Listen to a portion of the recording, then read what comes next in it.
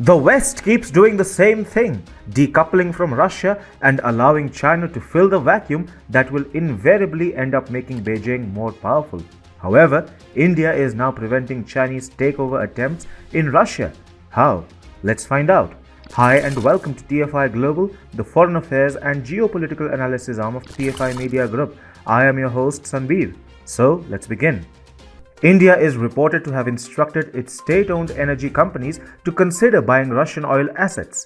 The development comes amidst the plans of Western companies to exit Russia and divest their stakes in Russian oil assets, and China's plans to fill the vacuum through hostile takeovers of the Russian energy companies. India is therefore looking to retain the much-needed balance in the global energy sector, while the Western world shamelessly abdicates its responsibility. As per Reuters, two sources said that the Union Government of India has asked state-run energy companies of buying European oil major BP's stake in the Russian energy firm Rosneft. The sources said BP has announced that it is abandoning its 19.75% stake in Rosneft.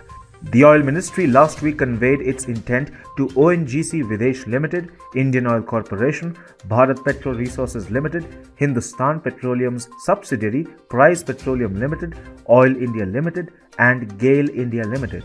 The ministry also asked OVL, the overseas investment arm of the state-run Oil and Natural Gas Corporation or ONGC, to consider buying a 30% stake held by Exxon Mobil Corporation in the Sakhalin-1 project located in the Russian Far East.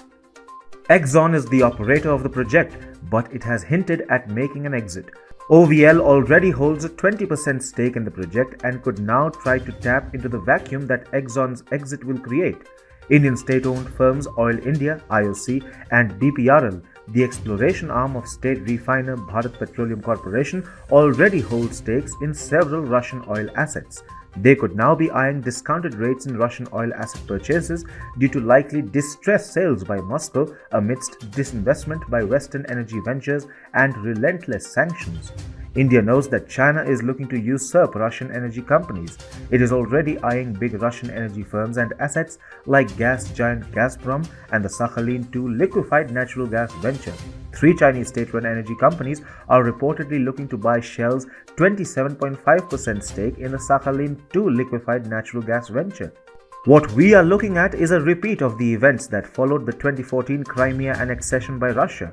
At that time, the US and the EU had announced some tough sanctions against Russia and had limited their business dealings with Moscow.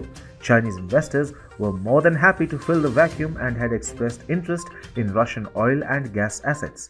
In 2017, a closely held Chinese oil company even purchased a $9 billion minority stake in Rosneft PJSC. China therefore managed to get more deeply involved in the Russian energy industry. And after the Ukraine crisis, it is eyeing a total takeover of Russian oil and gas by purchasing some major assets. India, however, will not let China get a free run in the matter.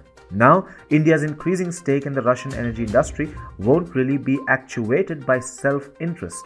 If India ends up buying oil assets in the Russian Far East, it would be a matter of much-needed relief for the Japanese too. Japan does not want China to start knocking on its doors by expanding its presence in Russia's Far East.